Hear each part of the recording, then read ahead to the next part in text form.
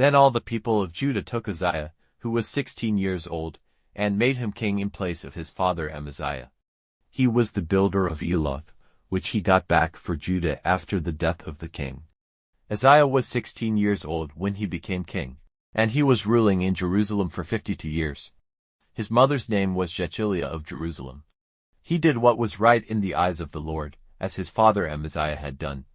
He gave himself to searching after God in the days of Zechariah, who made men wise in the fear of God. And as long as he was true to the Lord, God made things go well for him. He went out and made war against the Philistines, pulling down the walls of Gath and Jabneh and Ashdod, and building towns in the country round Ashdod and among the Philistines. And God gave him help against the Philistines, and against the Arabians living in Girbal, and against the Moinim. The Ammonites gave offerings to Uzziah, and news of him went out as far as the limit of Egypt. For he became very great in power. Uzziah made towers in Jerusalem, at the doorway, in the angle, and at the doorway, in the valley, and at the turn of the wall, arming them.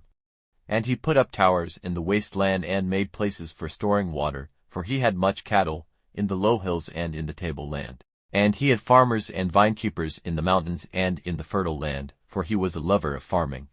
In addition, Uzziah had an army of fighting men who went out to war in bands, as they had been listed by Jeiel the scribe and Maaseiah the ruler, under the authority of Hananiah, one of the king's captains. The heads of families, the strong men of war, were 2,600. And under their orders was a trained army of 307,500, of great strength in war, helping the king against any who came against him. And Uzziah had all these forces armed with body covers and spears and head covers and coats of metal and bows and stones for sending from leather bands. And in Jerusalem he made machines, the invention of expert men, to be placed on the towers and angles of the walls for sending arrows and great stones. And his name was honored far and wide, for he was greatly helped till he was strong.